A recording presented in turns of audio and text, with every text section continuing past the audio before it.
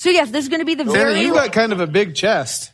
You're Yes, very... I have a big, go ahead, Renee. No, touch. I went Santa too likes far. that. I Go on the managed my hands naughty to myself. list just for a little bit. We'll go back I'm on the not sure night. Mrs. Claus is going to like that. Mrs. think Claus so. and I are on a break right now, Daniel. Mrs. on a Claus, break? We you are on a can't. break. Don't say that. We There's are on no a way. break. Love Yes, is we are, love. Renee. Keep your eyes up here. Love is you and love. Mrs. I Claus do are keep fine. my eyes up there, and they may wander a little bit, Renee. Hubba, hubba, hubba. It's Review a SmackDown. I'm John Pollock, along with Wai Ting, going through Tuesday night's action. From Detroit, what is good, Mr. Ting? Oh man, not much, dude. Just stuff, you know? Yeah. You know what's really historic about this show? You and I both have beverages, and we're rocking water for this show. There's no caffeine in sight. Is that historic? I don't think you and I have ever had water together. You know, I'm trying to cut back on the coffee. I don't know if it Why? What negative effects have you had? Oh, I usually only drink coffee to do podcasts, just sort of as like a boost. Lately, I don't feel like it's really been working all that much. And honestly, just like coffee can make me a little anxious, and it stains your teeth, and it kind of From this viewpoint, your teeth look immaculate. Thanks. But digestively, it kind of fucks me up too. Oh boy. So I'm trying to cut back a little. It's Wahlburgered you. I guess you could say that. Is that the new term? Is that the new medical term for diarrhea? Yeah. Yeah. Pretty much. Oh God. I've been Wahlberging all last night. got a Mark Wahlberg reference on this show. Oh, we did. That's right.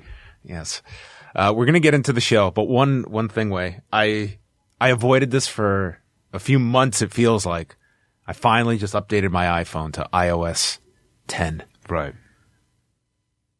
They've really mangled around text messaging. It's just, What's the difference? well, it's like now it's like a different menu, all these pop-up messages. I know I'm talking to people that have probably had this for months, and this is nothing new. What's the difference? Because I just got a brand new, I got a new iPhone, not a brand new one, but I got a new iPhone, and I had to upgrade. I was forced to. I didn't notice any difference. I wasn't forced to. I mean, it popped up every night, and I always just said, "Remind me later, remind me later, like, remind me later." The automatic one. Yeah. So now it's like you can do all this shit, and What's the difference? It's the same thing. I just want to type. I don't want to put like hearts or like. You don't have to. You just hit the type bar instead of the my heart Lord.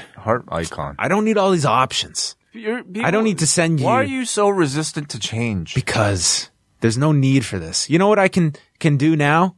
Okay? You know what I can do now? Watch this, everyone. This is what I can now do. How are people going to watch this on a stupid podcast? Because you're going to describe it, Wai. I'm not you are an eloquent I'm individual. not wasting time. Isn't that necessary? That I can now send you a doodle of circles, a photo now. Not right now, but maybe at some point you need to. Who sits down? It's like, guys, for the next iOS update, we're thinking big. What if we could take all of the elaborate technology of Microsoft Paint and incorporate it into our text message? I think a big part of this particular option is for the phone, the Apple Watch. Sorry, the watch people. That's what you do on the watch. You doodle. And I guess sometimes you can draw hearts and you can But I can pick a heart. I can pick a perfectly drawn heart and press one button to send a heart. Can you do that on the Apple Watch? I don't have an Apple Watch. So maybe that's why. You know, maybe you can draw a smiley face. Maybe if you're an architect, you can draw a very complicated diagram to send out. Blueprints. You don't ever have to send me any doodles or any photos. I won't send you text anyway. Whoa. Well, I know that for a fact. Yeah, why do I need to text you? I just talk to you like all the time. Actually, I had a good editing moment today because you contacted me to verify the time we were going to do this. And I responded. I said, I can do either time. And you said, fine, let's do 11:30. And I wrote out, okay, cool. And then I stopped. I said, I don't need to add this. This is established. This is just a message for the sake of a message, and I deleted it. Oh, good for you. You're the only person who I ask in my head, do I need to send it to him? Does he need this message? And I said no. And you showed up right on time. Sometimes you do. Sometimes you need to. Some people like that confirmation that a message has been received, but you can also see that. That's good technology. No, you can't. You can't? I turn that off so people can't see that I've seen their message. Oh, can you show me how to turn that off? No. Oh, fuck. I need to I hate that. Okay. Why? I don't like people knowing that I've seen their message or not. True. That's way too intrusive. I agree. I don't like that either. Just how about call? Why don't you call once in a while? You want me to call you? No, not me in particular. Wait a minute. But people, why don't you just call instead? That gets all your communication out of the way. Calls are effective when you and especially when I'm driving, which I often am. I have a rule in my head. I will call someone if I have more than 2 questions in my head to discuss. And usually I don't. Usually it's a singular question, which is designed for text. Right. Yeah. I'll probably be busy though, so I probably won't pick up. But we have a good friend who, whether he has 1 question or 1,000,000 questions, it's always a call. Oh, you're talking about Damian Abraham. Yes. Definitely. He is a caller. Yeah, he's a caller. And I think that's great. He's pretty much like the only person I know who still prefers to call. And, we need more people like that. 100%. He's keeping. We'd like each other a lot more if we called versus text. It's very informal, but it's convenient. And I love convenience, so I'm torn. It's informal and convenient, which is, sometimes the appropriate amount of communication you want for certain types of people. Certain types of relationships. You don't want to, call everybody. No. Some the worst people, is when text. Do you ever get emails or texts from someone where it's just call me? I hate those. Well, that's just something serious. Like I'm getting fired or something. No. Whenever I get them, it's not serious. Typically. Who does that to you? Sometimes it's... Who are these terrible It's one thing if it's someone I know. If you were to tell me, call me, whatever, I'll call you. It obviously would be important with you. You'd probably be in a ditch somewhere with your leg trapped under your car. But if it's just like I'm lining up a guest, for instance, or something, or just out of the blue, someone call me. It's like, now you're putting this onus on me. And it's like, what are we going to talk about? What is this? Why don't you call me? You've got my number. You call me. Don't send this arbitrary email so that it's like a tennis match. It's like now the ball's in my court where I have to now perform this action of calling you. When you want to call me, you can call me, but you don't call me. I guess it's a power thing. No. It's like you do some work to contact and get into my. It's not really that. It's also somebody offering you the choice of when to initiate this conversation at your convenience rather than mine. Me forcing you into this conversation when you might be busy at the moment. Yeah. To me, I get that. That's a valid point, but it's also now like you're creating like a chore for me. Yeah, okay, I get that. It's like now So what are you saying? Conversation itself is a chore? Depends who. Sometimes, yes. Like sometimes. But what if somebody really needs to get in contact with you? Call me! Yeah, but that in itself is a chore. Like now I'm forcing you, I'm giving you the option of when to do. You want to talk to me, so you do have to do some work. I'm giving you the option of when to do the chore. The talking is the chore, not the phone call. Hitting a button is not a chore. But now we're creating an event out of something that could be done in 30 seconds. Just call me. That's how phones do work. I mean, I can't plan for this call to come in. All right. So if you ever need to get in touch with John, just don't contact him at all. Just no. That's not it. That's not it. Do not. I do like talking on the phone. This person. It depends who. Strangers, I don't like talking on the phone with. I find it very awkward. Okay. But friends I like talking to. No. If you called me, I would take your call in a second. Even if you texted me and said, hey, call me, I would call you back, Way. It would probably be only for a podcast. All right. Let's get into SmackDown.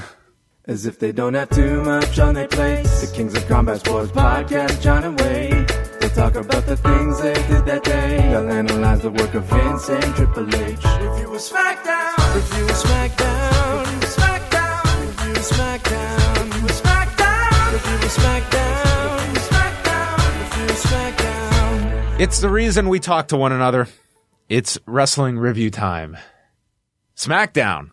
The final SmackDown before Christmas, featuring the Christmas set, which again took a beating on Tuesday as it did Monday. Not as big of a Christmas. Not as bad. This didn't involve Braun Strowman lifting a tree and throwing it off the stage and lawn darting a wrestler through a tree.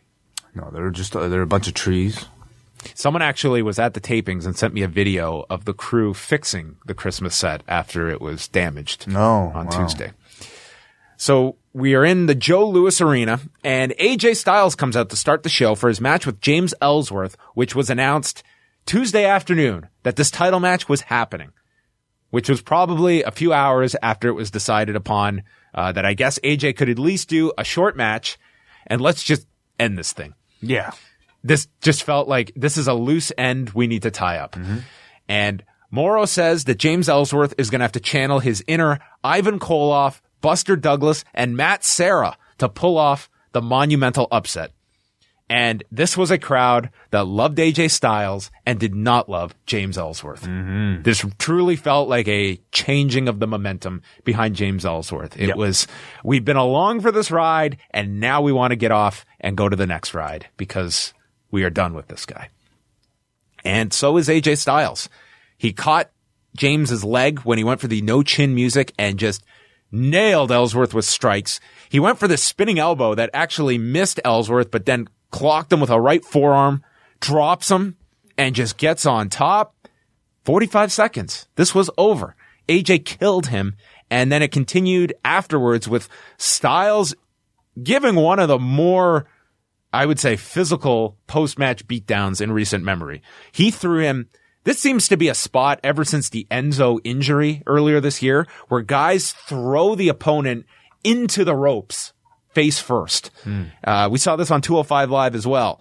And then he threw him onto the announce desk, and he was trying to throw him, and Ellsworth landed on the edge of the desk and then fell down onto the ground. The crowd is chanting yes, drops him on the steps, catapulted him under the ring so he got thrown into the bar underneath, and then finished with a snap suplex to Ellsworth into the barricade as the crowd continued to cheer for AJ Styles.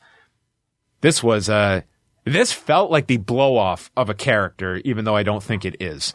No, it's not. He would go on to do something else. But at the time, it certainly felt like this was his write-off, James Ellsworth. And I think this was exactly what it needed to be. To me, this felt like a real reaction to, a lot of the online criticism of James Ellsworth's overexposure in recent weeks. And, surely they probably had, thankfully they had enough sense to not go another 50-50 battle with James Ellsworth. This was what this needed to be. But also, of course, this was done to sell the story of Dean Ambrose basically being the sole reason why James Ellsworth was at all successful. Styles then says that the chinless reject can go back to the island of misfit toys. It's time to move on to 2017. He has it all, and he doesn't need anything for Christmas. So out comes Dolph Ziggler, who I totally forgot about, has this title match next week, and he's wearing a Zack Ryder t-shirt, and he says he's next in line. Styles says that the best thing Ziggler does is lose, and they show in the background Ellsworth being taken off in a stretcher, which, based on history, means he'll be okay by Sunday. And Ziggler says that he put his career on the line for the Intercontinental title, so what do you think I'm going to do to win the WWE title? Baron Corbin is out next. Styles leaves the ring here, and Corbin says it should be him facing Styles and asks how many times Ziggler's going to get another chance. Ziggler responds by calling Baron kid and says, "You earn chances. You're not giving them." And Corbin says he only earned the shot last week because he wasn't here last week, and says that Ziggler steals and wastes opportunities. They get into a fight, and Corbin hits the end of days to Ziggler as the crowd chants one more time. Corbin looks at them and just waves his hand and he walks off. I will not give you one more end of days. So the crowd very much into AJ Styles and Baron Corbin in this first segment. Yeah, I thought Corbin actually sounded really good here. I feel like at this point he's built enough confidence and he's shown enough growth and maturity that I feel like he's primed for this spot, especially at a time when, looking at the main event scene from last week, a fresh face is really needed. Whether it be a a Luke Harper, or even a Braun Strowman. Baron Corbin. I think he's at a perfect time right now for a role like this. Braun Corbin, yes. Daniel Bryan, an under the weather Daniel Bryan, is in the back with Dolph Ziggler wearing this sweater. And he wants a match with Corbin, and Bryan agrees. He'll make Ziggler against Corbin, but if Ziggler loses, he will lose his title opportunity for next week. Yeah. Could this have been possibly the plan since last week? My guess would be to do. Maybe it was. I have no idea. He was away to accept the most medal athlete of the year award from this, I guess, Metal magazine or something. Yeah. Did you vote? Oh, I missed out this year. Who is the most metal of the WWE roster? Who is he up in contention with? I have no idea who the most metal athletes were. I could look it up for you. Other metal athletes. Let's look. Most metal athlete. Well, it does go back here. I think Stephen Curry won it one year. Okay. No, this is like Olympic medalists. Sorry. It defaulted to most metal athlete and not metal. Most metal. How do you even define? Baron Corbin is your most metal athlete of 2016. The Lone Wolf was crowned at the 2016 Revolver Music Awards in New York City, where he was voted to glory past nominees such as NHL players Robin Lehner and Drew Stafford, as well as UFC fighters Juliana Pena and Matt Brown. Matt Brown, I can see. I don't equate Juliana Pena with metal. I don't either. Well, there you have it. I don't know how that's defined. So there you go. Baron Corbin. Oh, look, WWE.com. Imagine that. Really pumping this. Oh, you win the Skull Trophy. Most metal athlete. Okay. Congratulations. So anyway. So it's a singles match for later on. And then we had The Miz against Apollo Crews in an Intercontinental title match. This really emphasized how nothing of a show Tribute to the Troops was, because nobody talked about this show. It did not do a very good number. I think it was like 1.3 million viewers watched this on the USA Network. So they did an angle, and what an angle it was. I mean, Gabriel Iglesias, he was only there for the tapings last Tuesday, but boy, did he make the most of it. So during a match involving The Miz and Apollo, Gabriel Iglesias, the comedian, comes down to ringside and he sneaks a selfie with Maurice. And then this distracts Miz in the ring. And then he ends up taking a selfie with The Miz, which leads to the Apollo Crews roll-up and pins The Miz. As Tom Phillips says, with the consequences of this, that these photos were all over social media, John. So, wow. Gabriel Iglesias, a selfie leads to the finish to set up a title match. Appropriate. What a show we missed in Tribute to the Troops, which was not broadcast in Canada. So these two had a match. This was maybe the most significant match Apollo Crews has had all year, on SmackDown at least. Crews applied a crucifix, Mahistral Cradle, was getting lots of near falls on Miz, then landed a drop kick after a leapfrog, and then sent Miz to the floor, hit a baseball slide drop kick, and a moonsault off the apron. Otunga says, Crews has had a breakout year in 2016, but this would be a great way to cap it off. I mean, this truly, not a medal athlete of the year, but what a run Apollo Crews has had in 2016 way. Crews is in control. He gets more near falls. The announcers are selling how big this could be for him. Maurice then tries to sneak up behind Crews on the apron and gets caught and ejected by the referee. This led to a schoolboy by Crews that the fans bought into before Miz kicked out. Crews then pressed Miz in the air into a German suplex and then goes for a back suplex. Miz lands on his feet. The ref gets out of the way and misses the eye rake by The Miz, which leads to the skull-crushing finale, and The Miz gets the win. I thought this was a good match between these two, and I thought this was the first significant thing Apollo Crews may have done on SmackDown. Yeah, it wasn't even that significant.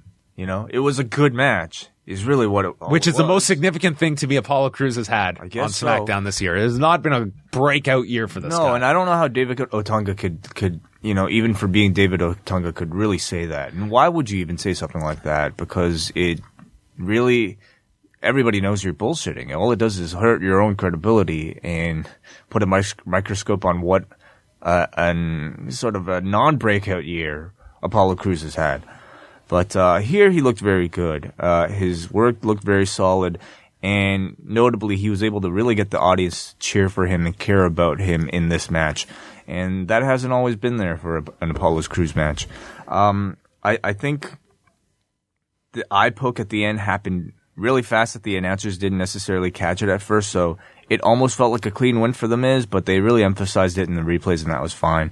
But I was really impressed with Crews. I think he's great in the ring, but I think he just needs to find some personality. Yeah, it was kind of similar to Charlotte and Bayley, where it was the replay where it kind of drove the story that there was a controversy. Although this time I felt like it was more intentional than the other one. Yeah, you're right.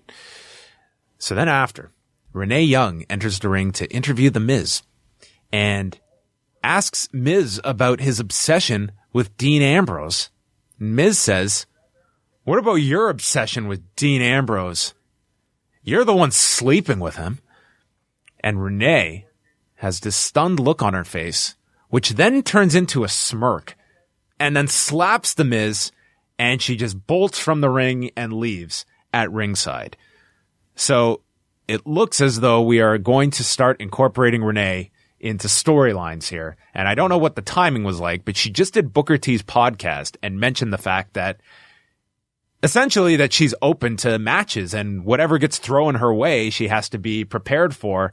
And that totally feels where we're going here. And I think Renee's a really good performer. I kind of like her, though, being away from angles and matches, but that seems to be the direction here.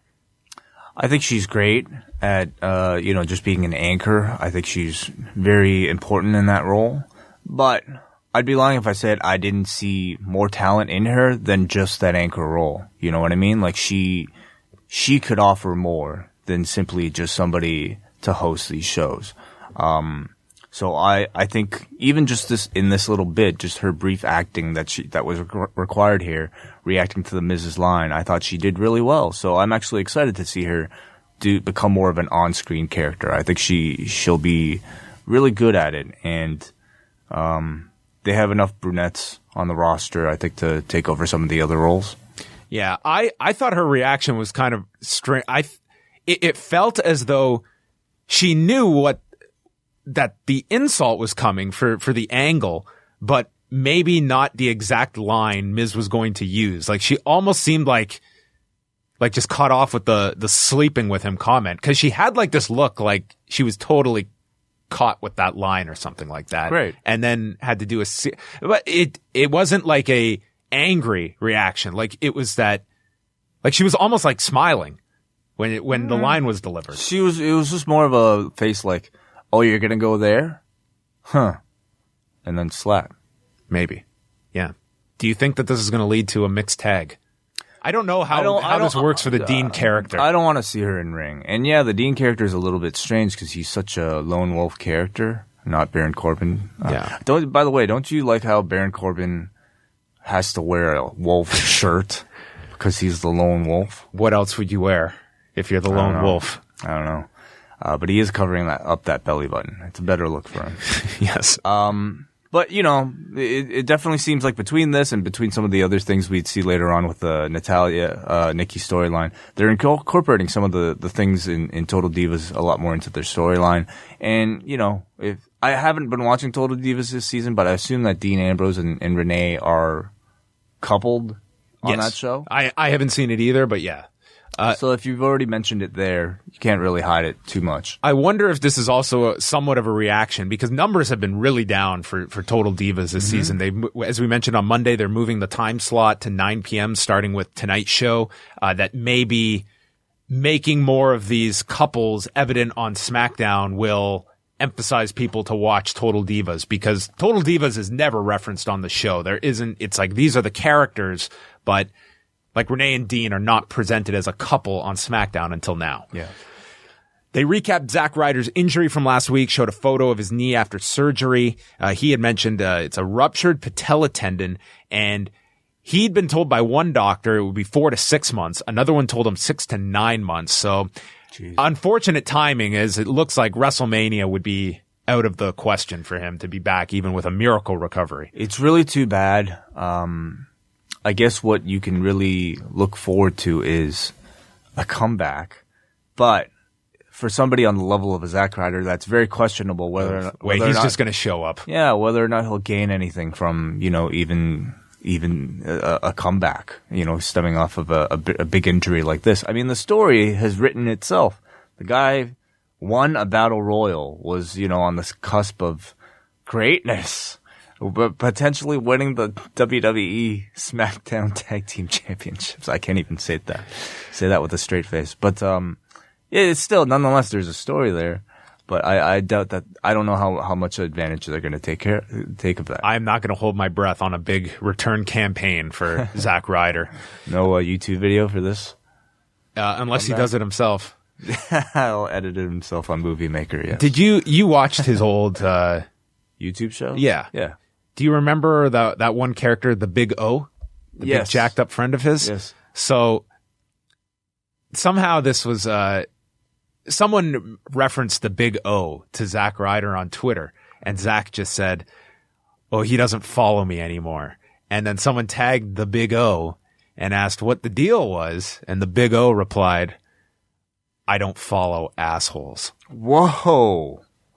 So I don't know what the deal was there between Zack Ryder and the Big O. Yeah. Looks like they might have had a big bad. falling out. Yeah. So with Zack Ryder hurt, now it's going to be a 4 corners match next week because we're doing all these title matches. They're calling next week the Wild Card Finals. The Wild Card Finals. What does that mean?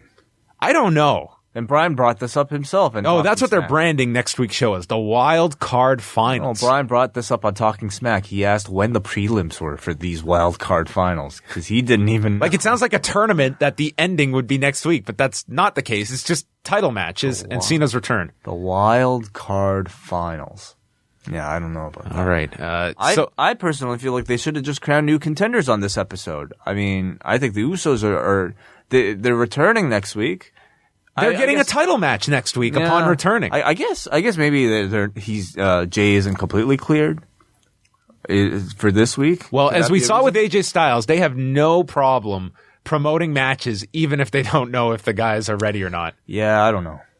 So it's Orton and Bray Wyatt against Rhyno and Heath Slater against American Alpha and the Usos for the tag titles. And Tyler Breeze brought this up after stating, essentially, we were in the Battle Royal. Why are the Usos getting these shots? I mean, I guess you would have to think that Jay is not ready because it would have been easy to just do a tag match tonight and they get a shot next week. Where did Tyler Breeze bring this up? On Twitter. Oh, wow. This was on his own. He was criticizing guys being leapfrogged for title fights. So maybe they are drawing upon MMA for rankings. Natalya then comes out. This was weird. She grabs the mic and goes to speak as they cut to break. And I thought maybe they're doing something where it's like she gets no respect. They're cutting the break as she gets the microphone, but this just looked like some communication issue. No, it was a tease. She started talking. Oh, she did start She talking. went to talk into the mic as they faded to black. What did she say? You couldn't hear her. The mic wasn't even on, I don't feel. Okay. Maybe she was just talking to the live crowd. Well, she had to go through this whole commercial break, but then came back from break, and then she starts her promo. In between, they also showed the John Cena return spot, which is like...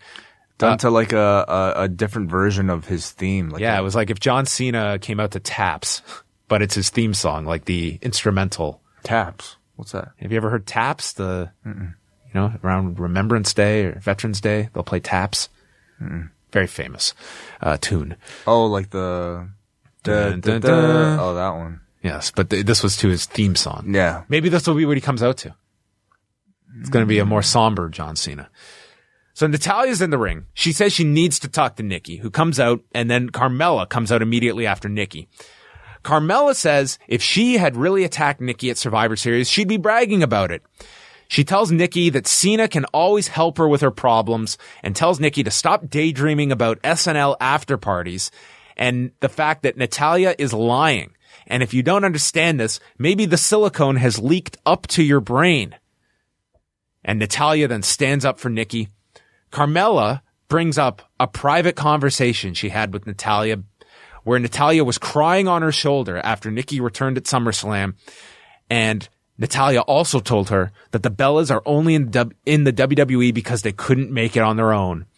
Natalya says that was a private conversation and you are a Staten Island snitch. Natalya then chases after Carmella. Yeah, but okay, so somehow Nikki is able to deduce that Natalya was the one who attacked her based off of that conversation? Well, the fact is that Natalya was not denying that this conversation occurred. So we've established that there's a jealousy there by Natalya. Doesn't mean Natalya, doesn't mean I would automatically associate. I knew Natalya, Nikki and Natalya were feuding anyway, weren't they? They didn't like each other. At one time. So why, I don't understand how Nikki would have automatically jumped from that reveal to knowing that Natalya was the one who attacked her. Well, if you recall, she stated, I just need time to think. Who? Nikki said this. She was just confused by everything. So Natalya chases after Carmella, and then Nikki asks Natalya if she was the one who attacked her. And Carmella sent into the Christmas presents, chased to the back, and then Natalya admits it. All right, I did it, you bitch. And says she's always despised Nikki. She is wrestling royalty and Nikki is not.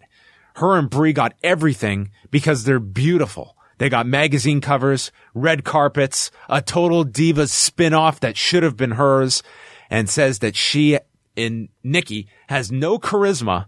My cat has more charisma. Yeah, bitch. And she's a nothing, and that's the reason that John will never marry you. Mm-hmm. Quite the promo here from Natalya. Yeah, I mean, again, kind of with Nikki, they're really trying to bring up a lot more stuff with Cena. This totally feels that they're building to an eventual proposal by Cena. Like, it's incorporated so much. That's what wrestling logic would tell you, but it's not real life logic. You know what I mean?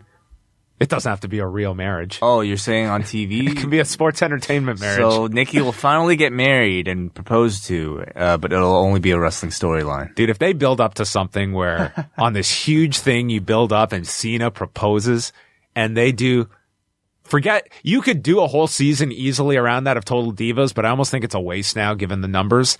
That wedding episode on Raw, which Cena would totally do. Yeah, the John Cena Nikki Bella wedding. Yes, that'd be huge. Everybody that would do a massive number on Raw. It would. So, but what's the twist though? They'd have to leave. Well, they'd have to do it on SmackDown, maybe. No, but what's the twist? The twist? Yeah. John Cena's married to Carmella already. Oh my God. He can't marry Nikki. Anyway, I like Natalya's promo here. Yeah, I thought Natalya was great. This might have been the best promo I've seen her cut as a heel. Maybe the best promo I've seen her cut in the WWE period. I was really able to buy into her bitterness. And I also think she played innocent really well in the weeks leading up to this. So I thought a good performance from her. There's a lot more like PG-13 language in recent weeks. The frequent usage of bitch. The mentions of people sleeping with other wrestlers. I think it also... It was Vince Russo writing. Tamer Vince Russo writing. Way tamer than that. I mean, it all signals a real shift over the past several weeks. And I feel like you get it more on SmackDown than you do on Raw. So I guess if there's anything that separates the two divisions, it's that Raw is trying to keep up with this whole women's revolution thing by kind of portraying their wrestlers as a bit more... I guess just athletic and straight up, whereas SmackDown clearly is definitely more of the catty diva-like show. So that concluded that segment. Brian is on his phone in the back as Alexa Bliss limps in, stating her leg really hurts and she wants Becky to be punished for this. Brian says they will have a title match next week because Brian has spoke to the trainers and she is 100% cleared to compete. I just found this funny because it was like the polar opposite of situations. Like for Daniel Bryan, it's the fact that he feels he's 100% ready to compete. and they will not clear him to wrestle. That is And funny. here was him calling out the fake injury on Alexa, and she is cleared to compete against her wishes. And she's also being put in a match tonight, and if she doesn't take part in the match tonight, she'll be stripped of the title. And then Alexa just storms off fine with the leg. I thought Alexa was great here. Alexa is just awesome, especially in these settings. Brian, however, he's so dry when he's delivering lines. It's such a departure from when he's speaking as himself on Talking Smack or on Total Divas, or when he's coming out to, just talking to the crowd like in his retirement speech. It's a very noticeable difference. Alexa, on the other hand, seems like somebody who's very natural at doing both scripted and improvised. Yeah, her facial expressions. I mean, I know it's like a meme for some people, just her different facial reactions, but I think Alexa is like one of the more improved people in terms of a personality and Honestly, character. on SmackDown, who's a better promo than her in the women right now? Consistently, she's probably the best one at this point. I thought Natalya was the best one on this show, but overall, yeah, Alexa's been great. Alexa's the best promo on SmackDown as far as women go. Even if you look at Raw, outside of Charlotte, Sasha, to me, isn't all that great of a promo. I would rank Alexa as a better promo than Sasha at this point. So maybe she's number 2 in the company right now. Dean Ambrose took on Luke Harper. The Dirty Deeds got blocked right away, and then he snapped Ambrose's neck on the bottom rope with a catapult. Go through a break, Harper applied a crossface, torture rack, and then Harper lawn darts Ambrose into the middle turnbuckle and sends Ambrose to the floor. He comes back with an elbow off the top to Bray Wyatt and Randy Orton, who are on the floor. Harper then hits the sit-out powerbomb for a 2 count. The Dirty Deeds gets blocked. Ambrose rolls into a Magistral Cradle and catches Harper with the pinfall, and immediately Orton and Bray attack Ambrose, and we do the Sister Abigail setup by Bray into the RKO, and then they pose over the fallen Ambrose. The lights go out, and then they come back on, and Ambrose is just left alone in the ring, which prompts The Miz to come out with Maurice and lay out Ambrose with a skull-crushing finale. I thought this was going to be Renee running in and establishing this relationship further, but there was no Renee here. It was just Miz laying out Ambrose. I thought it was odd I thought the fact that she slapped Miz was enough of an establisher, Yeah, was I guess. enough of a confirmation. But I found it odd that Dean Ambrose didn't come out to say something to the Miz, or at least address it in defense of his girlfriend, who was publicly humiliated on screen like that. It's almost like this storyline is going on with The Miz, Renee, and Maurice, and Dean isn't even a part of it. And it'll be the same thing with Cena. Cena, I don't feel will ever really mention the relationship with Nikki. It's strictly, something I They'll guess talk women about it, will but do. they actually don't interact on the shows. I guess not. But I mean, to me, it kind of makes Ambrose look like sort of a shitty boyfriend to not come out and defend his girlfriend like that.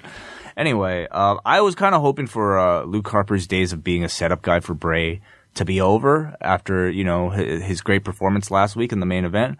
I thought they really could have built on the momentum he had last week. But then again, he did just kind of lose, so he's still pretty much setup guy for Bray and Randy Orton. And Ambrose seems locked into this IC title program now. He actually, I got the sense he was locked in with Bray and Orton as well here. There was the beatdown afterwards. Yeah. You kind of have multiples going on. I don't know how much Dean is going to continue with them. It's weird because I look at The Miz and Ambrose, that's a program that Ambrose needs Miz kind of at this point. Like, I feel he's almost the stronger character now. I mean, Ambrose just feels like he's in, I don't know what he is on this show. Yeah. I think he suffers from the same syndrome as the other Shield guys, and that he's a weak babyface, and the heels on the show are just more entertaining than he is right now. Alexa Bliss took on La Luchadora, identified by JBL as Mil Moscris's granddaughter. Now, I don't know if the intention was to make it obvious that this was Becky Lynch, because the announcers certainly didn't sell that aspect. They were just, who is this woman? Yeah, nor should they have. Well, it was just, Becky is very vocal during her matches, and she has a pretty distinguishable voice. And it was just so painfully obvious this was Becky when every single viewer at home knew exactly who this was. And I feel your announcers should be ahead of your audience at home and not playing mystery with What is so obviously... I don't know. I disagree with that. And this goes back to what we were talking about on Monday, too. I feel like the audience should emphasize what the aim of the match should be. You know what I mean? And the announcers should be trying to lead you down to the path that the company wants you to, the story. I feel they could have at least hinted. This looks very familiar. The maneuvers, something where it's like we're not just. Why though? Because it makes the announcers look silly when you at home are so aware of what this is and your announcers are playing dumb.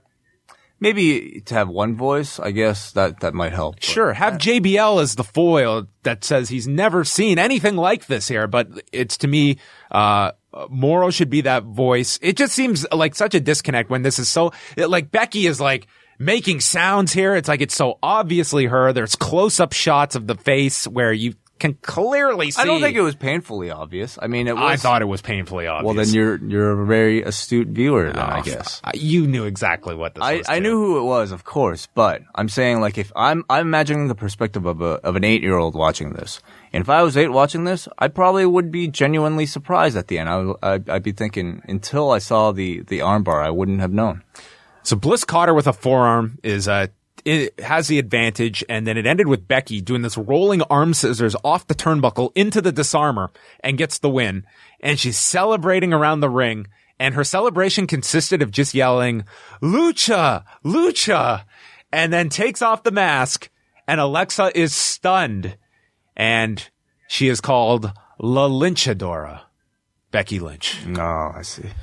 I like this a lot. I really enjoyed this. I actually enjoyed this way more than a typical Becky match. And I like typical Becky matches, but this was like Becky wrestling a different style. She was wrestling a more of a technical, kind of more of a acrobatic, I guess what her interpretation of what a luchador style would be. And it was actually a lot of fun to watch. Ryan Felipe is how I've heard. Yeah. Ryan's backstage looking for Randy Orton. And Mojo Rawley tells him, well, Randy isn't the same guy that you shot Shooter with. Oh, yeah? Kurt Hawkins appears and makes fun of Ryan being a member of the Funky Bunch. And Felipe says, no, you're thinking of Mark Wahlberg, who is the executive producer of Shooter and starred in the film of the same name. Oh, how convenient. So Hawkins and Rawley argue to set up a match, and Hawkins says he's going to teach Mojo a lesson, and he's going to do it with cruel intentions. I did like this line. I even had to dig back into my Rolodex to try to get that reference. It's an old movie. It's like 1999. Yes. A very old movie. But I totally think of Ryan Felipe with cruel intentions, and I thought Hawkins delivered the line pretty well, just turning his head towards him. Mojo and Kurt Hawkins. What a match this was. Both former Zack Ryder tag team partners. Yeah, you're right. Mauro calls Kurt Hawkins Chad Hawkins as he enters. Ryan Felipe is also on commentary, and he's now best friends with Mojo, who he met 5 minutes ago.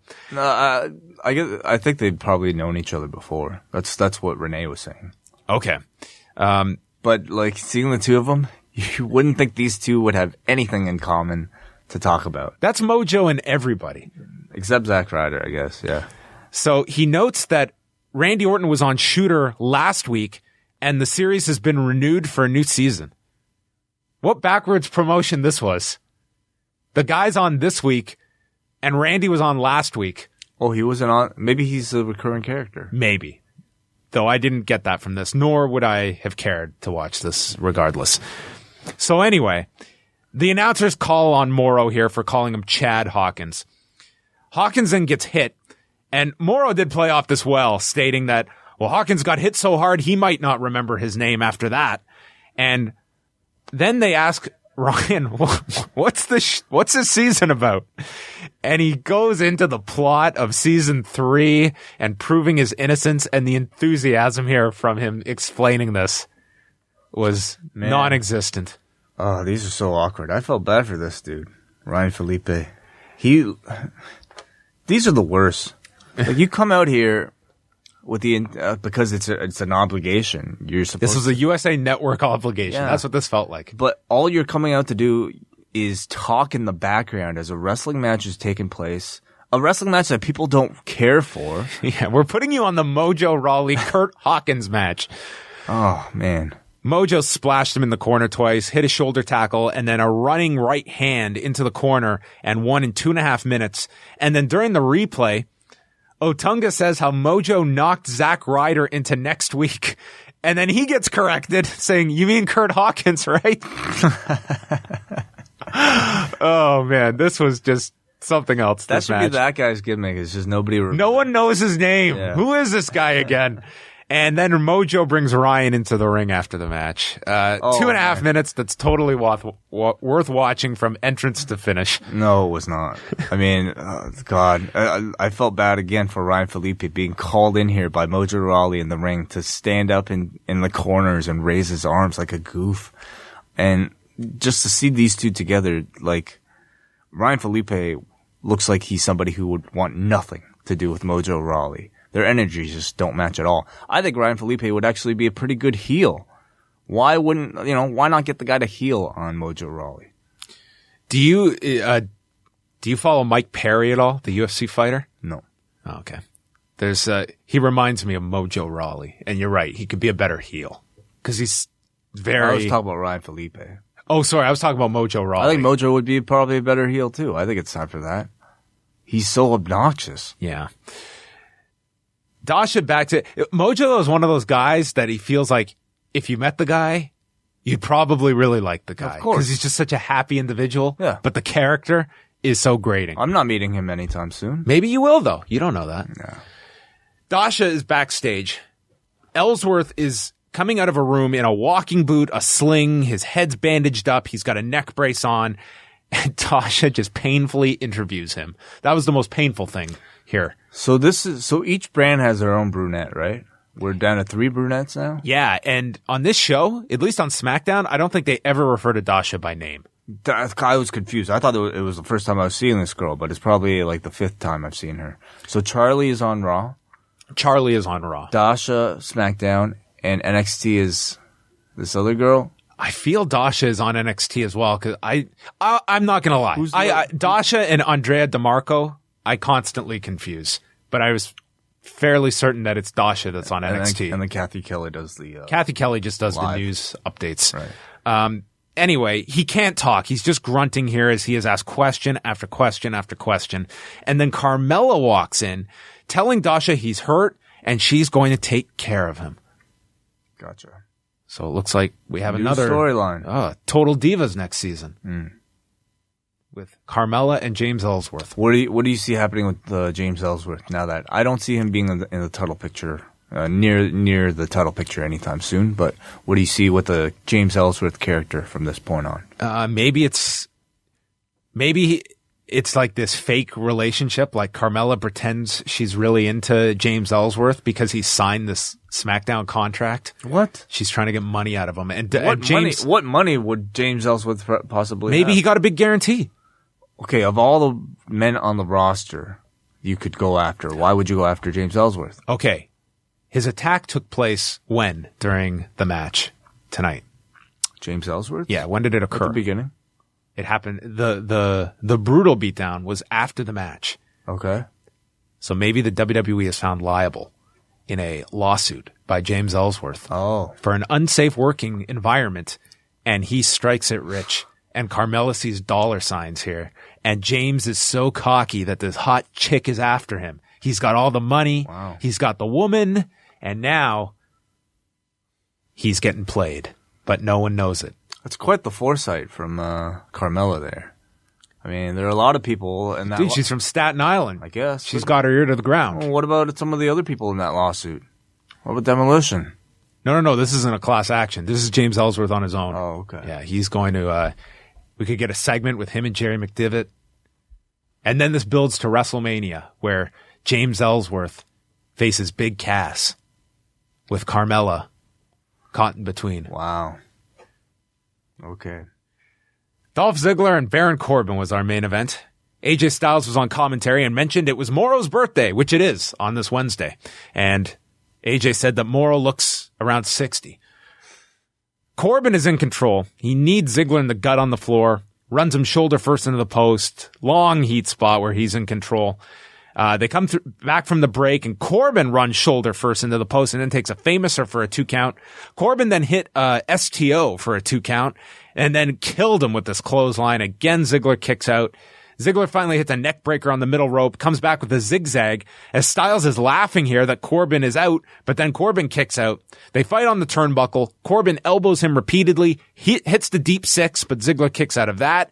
They go to the floor. Ziggler's thrown into the barricade, and then Corbin throws Ziggler into AJ on the announce desk, and then Ziggler lands a super kick as both get counted out, and Styles gets up and attacks both Corbin and Ziggler with chair shots, leading to Daniel Bryan coming out and makes it a triple threat for the WWE title next week in Chicago for the Wild Card Finals. This isn't the Wild Card Finals, is it? Well, that's the show. The whole show is the whole show is being called the Wild Card Finals.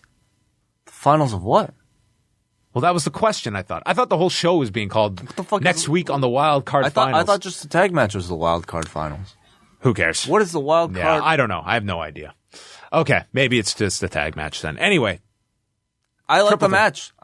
Did you? I did. I like Baron Corbin in this match. I thought he was very aggressive, and it felt like it really feels to me like he's a fresh face in this title picture, and I like that. I don't think he's a lost cause by any stretch, but I found him really clumsy in this match, and I don't know. I didn't get into this between these two. I just thought it was a bit of a awkward chemistry between these two. Yeah, we'll see next week, because I think that you're certainly making this a more challenging match with Baron involved in this, as opposed to just a straight up AJ Dolph Ziggler match next week.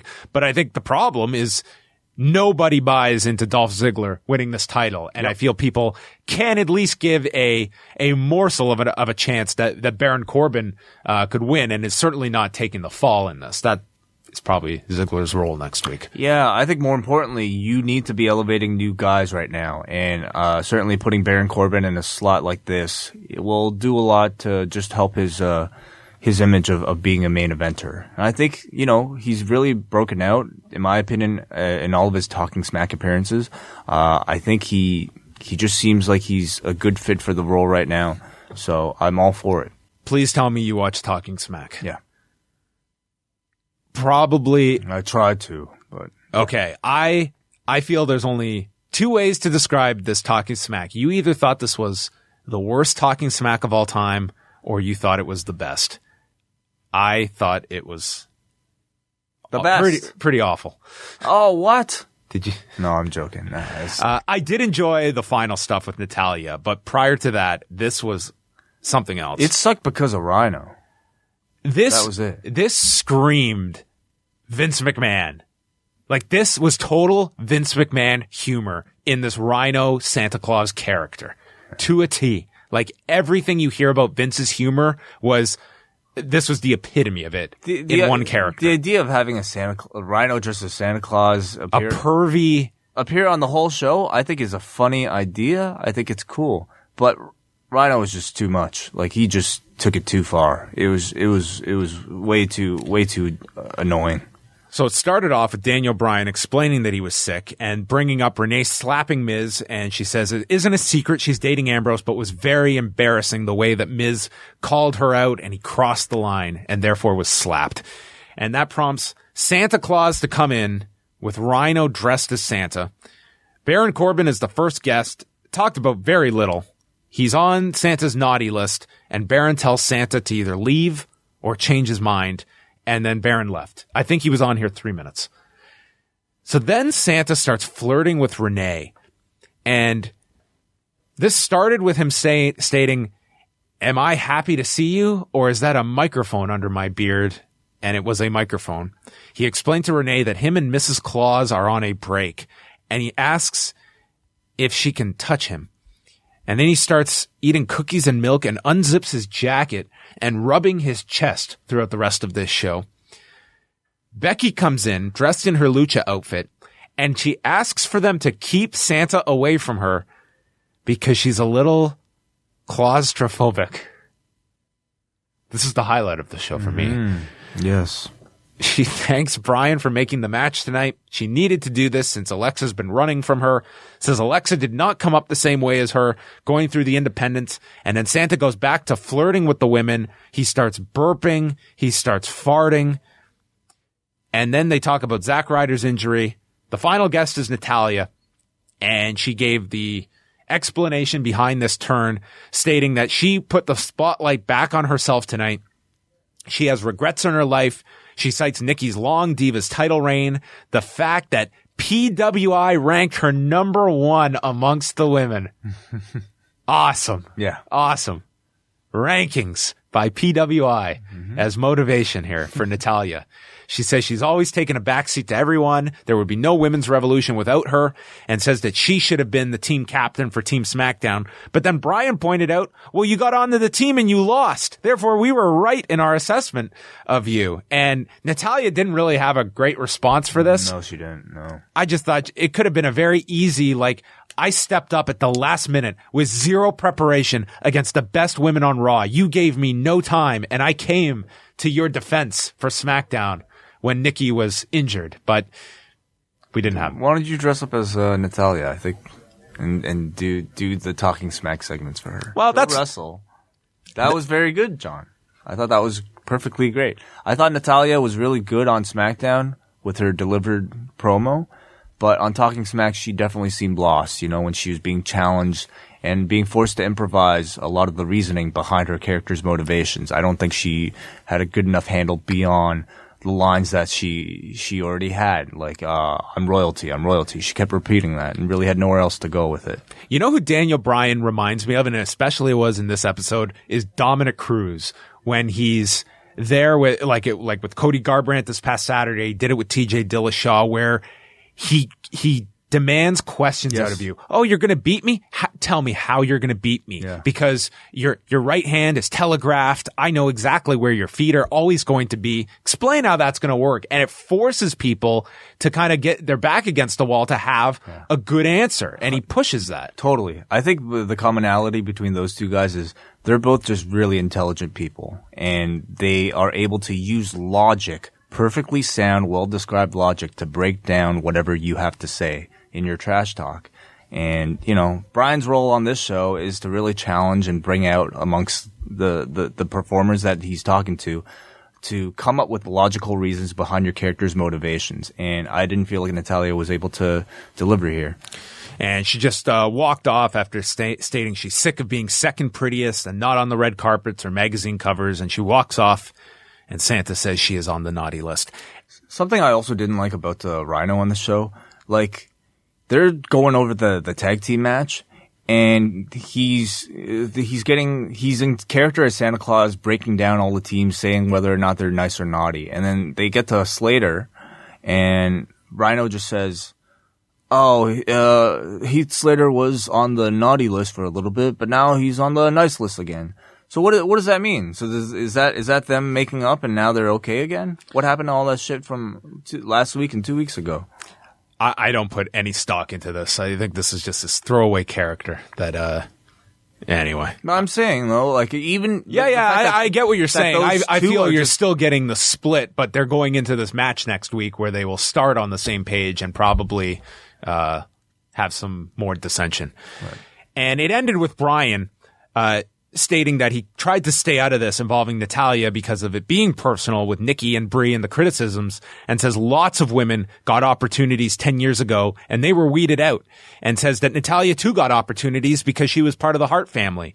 And says he is very defensive about his wife, and people try to make their name off of Nikki just like John Cena, and they're only trying to make a name for themselves as well. So I thought Brian did a good job here of kind of separating the two and not making the focus him versus Natalya, and waited till she was gone and giving kind of the devil's advocate to Natalya's argument. So I did like the last stuff with Natalya, but the Santa stuff was just fucking awful. I hated this. This was sensitivity training level comedy. And Santa ends up giving them gifts at the end, which are empty boxes, and explains that the elves have unionized and they're only putting boxes together with no toys in them. So we closed off the final Talking Smack God, what a before waste. Christmas What with a waste of time. a union joke. Yeah, what a waste of time. 205 Live. Was this watched or not watched? Yeah, I watched it. I kind of had it on in the background towards the end, but yeah. Well, we'll run through this quick. Morrow started this off with a ho, ho, ho, and away we go, as Austin Aries was wearing a Santa cap. Arya Daivari took on Lince Dorado, and Graves asked Austin, how do you stop a luchador who's flying all over? And he says, a thumb to the eye. And I thought this was Aries' best show. I think he's improved steadily each week doing this. And I really like the dynamic now where Corey and Austin now are always complimenting each other. They're on the same page, and I think that works pretty well with them. Some good stuff here from Daivari. He hit this hammerlock into a clothesline for a 2 count. There was a handspring stunner by Dorado, and then Daivari is on the floor. And Dorado goes for a tope and just curves over the top rope and goes flat, like straight down. And somehow his head caught onto the knee of Daivari, which may have prevented his neck from being broken. This looked frightening to watch. Yeah. Holy shit. And they continued, to their credit, he seemed like he just got really lucky that he caught this guy's knee. And even the announcers were bringing this up, but this looked so scary, the way, the angle of which he was going down. What do you think it would do to the cruiserweights if somebody got seriously injured like that? I think there'd definitely be a backlash, not so much from the audience to something like that, but definitely in from the office, reinforcing that we are not doing all this crazy shit. Like you can tell these cruiserweight matches, they are very structured and toned down. This isn't just like some of the matches you saw in the Cruiserweight Classic where they felt like they were giving a blank sheet towards the end. But I think this would kind of curb that even further, that when you're dealing with neck injuries, I think they'd be a lot more cautious if there was something catastrophic that occurred during one of these matches. Anyway, it finished with a springboard Hurricane Rana by Dorado for a 2 count, and then Daivari catches him in the corner with a boot to the face and then a splash off the top that Aries calls the Magic Carpetless Ride, and Daivari wins in 5:39. And Daivari is interviewed by Dasha and says that they all turn a blind eye to Jack Gallagher because he's entertaining. He embarrasses all his opponents. He's not a gentleman. He's a scoundrel. Scoundrel. Ouch. Boy. Yeah, I mean, I thought the match was fine. You know, I think both guys are very talented. It seems like Daivari is the one certainly getting the push, getting a lot of speaking time. He's somebody who, again, like amongst the cruiserweights, they sorely need personality, and it seems like they're pushing. It's something I wouldn't have expected coming off of the Cruiserweight Classic, is Daivari being pushed over Lince Dorado. But on the main roster, you have to be able to talk, and from what we've seen, Daivari certainly has the advantage there over somebody like a Lince Dorado. Neville was in the locker room with Brian Kendrick, and Kendrick was saying how excited he is to have Neville on 205 Live, and Neville just shuts him down, says he respects his accomplishments. They built the foundation of this division, facing 300-pound guys, and the audience did not respect them, but says tonight, you're my partner, you're not my friend, and there's only room for one king of the cruiserweights. Then there was a promo for Tajiri and Cedric Alexander versus Drew Gulak, and Alicia Fox was there in the corner of Cedric. And Aries says that Alexander is going to have 99 problems and Fox is all of them. And then they start to discuss the pros and cons of wrestlers having relationships. And Corey stating that having a relationship can often drive a superstar to new heights. Sure. Aries stated how it also heightens emotions and can make it more difficult. So we had two theories on guys in relationships. I like the thorough analysis. I love the idea that your career can really take off with the right relationship. Yeah. So look at Macho Man. Yeah. I guess there's good and bad. There was also Ted DiBiase and Maurice. Oh, yes. The crowd was chanting for Cedric here. I heard from one person that was at the arena that, you know, half the crowd kind of took off during 205 Live, but they somewhat got into Cedric here. I won't overplay it, but there was at least some chance for him.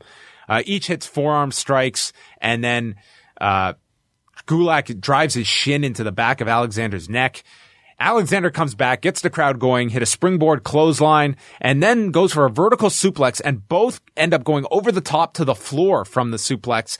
And Gulak then shoves Alexander into Alicia Fox, who falls down, injuring her ankle, and he's all concerned, and then gets attacked by Gulak and thrown into the ring. And Alicia's on the ground holding her ankle as Noam Dar comes to help Alicia and carries her to the back. I kind of like the fact that Cedric was aware that she was hurt, but I've got a match to win here. I mean, this was not the, you're distracted and your world freezes. I mean, he still finished with the lumbar check, won the match, and then realized that Alicia's gone and runs to the back. Dasha then interviews Gulak and asks him what went wrong, and he blames Alicia Fox and says, "Why was she out here? This is a man's world. Women don't belong on 205 Live." So we've got, let's go through these characters. We have Tony Nese, who will only wrestle in pristine conditions. Drew Gulak wants a male-dominated show. Noam Dar is a homewrecker. Jack Gallagher is the polar opposite. He's a gentleman. And I guess Mustafa Ali is disgusted at blanket racism. Yeah. Yeah, isn't this what you expected coming off of the Cruiserweight Classic? Exactly what I expected. Yes. So I don't know what they're gonna do with this Drew Gulak misogynist character. I'm very curious. It's what you think about when you think of Drew Gulak. Well, then we got the recreation of Hulk Hogan, Macho Man, and Elizabeth in the trainer's room without Noam Dar asking the producer if they're live, if they're back from break yet. Fox is being checked on by the trainer, and Alexander walks in. Fox explains she twisted her ankle, and she's just lucky that Noam was there to help her. And Dar says that I will always be there for you if you need help. And Alexander's just standing here like an idiot. Like, what's he supposed to do? The guy did help your girlfriend. He should have been like, fuck you. Cedric just stands here and he's apologizing to Alicia. That's petty, though. Dude, they're so bad with some of their babyface handling. Like, Cedric was, like, he felt like such a fool here. Like, just getting played. Sure. Yeah, he is. Anyway. Yeah, this guy just said 24 hours ago, I want your woman. And now he's there basically thanking him for helping his woman. Anyway. Jesus. Yeah, man, these storylines are just, fuck. Adding depth. I do like Noam Dar. I think he is a entertaining personality. He is, yeah. Yeah, I don't know, whatever. Rich Swann and TJ Perkins against Neville and Kendrick was our main event. Neville is held back by the official as Rich Swann is entering the ring for his entrance. I thought Neville was the star of this match. I really enjoyed, as we said on Monday, I mean, this was all like grounded offense building up to one big spot at the end of this. And it was him beating down on Perkins for the first 4 or 5 minutes of the match until Perkins finally is beating down on Swann until he tagged in Perkins. And then we had just constant tags in and out. Swann took a flatliner from Kendrick. Then Neville was in and hit a delayed bridging German that looked really good. Swann caught him with a super kick. And Kendrick then sends Swann into the turnbuckle, hits the sliced bread, and applies the captain's hook as Neville holds on to Perkins, but he breaks free, breaking up the submission. Neville then tags in. He's yelling at Swann, hits a spinning back kick to the gut. Perkins hits a springboard into an enziguri from Neville, and then Kendrick hits a tope to Swann on the floor. Neville climbs to the top, makes this evil face as he stands tall and hits the red arrow and pins Rich Swann. 14:09. I really like Neville in this match and the heel character. Yeah, you sense that in order to make the Red Arrow work as a heel, he really took his time getting up to the top rope and then giving a long stare to the audience and waiting for the camera to give like a close up of him looking really kind of maniacal before doing the move. And I thought it worked. I thought he was able to get away with it. And yeah, he brings a new level of aggression to the main event scene in 205 Live that I don't think the other three are providing. And it's great. It's great to watch him in there with guys like Swan and Perkins and Kendrick. Yeah, so the good main event. Some good character building, I thought, for Neville. Yeah, overall, the show was just like, it was good. And again, the wrestling is solid, but the stories are They're trying way too hard to just come up with any such a weird character fit. You know, it's such a weird fit from like, again, I mean, I hate to even bring up the Cruiserweight Classic because that feels nothing like what this show is. Like, none of these guys feel like superstars because the audience doesn't really react to them. They're not treating them like superstars. And so these guys just all, honestly, just kind of seem like tiny job guys having to wrestle out there and having to do these really cartoony storylines. It's strange. What'll happen if they decide to do a regular UK show after the tournament? In front of these crowds? Well, I don't in know. front of whoever. I really don't know. I really don't know. Vince McMahon coming up with characters for his UK wrestlers. You look like a butler. And you drink tea. And that's all I know. And there's like a royal guard who doesn't talk. You never move. you just stand there and people bump off of you because you're a statue. Yes. You can't fall down. I guess maybe a Mr. Bean character, a King character. Mr. Bean might obviously. be too modern for him. James Bond character for sure. A football player. Sorrow. That's tough. Yeah, a football player for sure. Yeah. What else? Rugby. You guys call it football, but it's soccer. But you think it sucks. It's soccer. I just want to see him get like a list of 15 guys and just like look at them and come up with characters. You hate women because you're a mat technician. Your name is Fish and your name is Chip. You are Fish and Chips. Oh, God. Fish and Chips. They'll sign Bobby Fish. Chip. Firebreaker Chip. Yes. Okay. Feedback time. Oh, wait. That was more entertaining than 205 Live. Mark writes, I like the idea of periodically building to bigger cards for the weekly shows. It could be a way to cut down on the B-level network events while also raising the values of the show USA is paying for.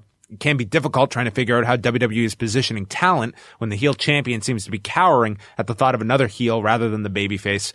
Question. Undertaker claimed Mania would not define him, so he'd need to be at the Rumble. Who could you pair him with? I could see Cena returning to go after Styles, which leaves slim pickings.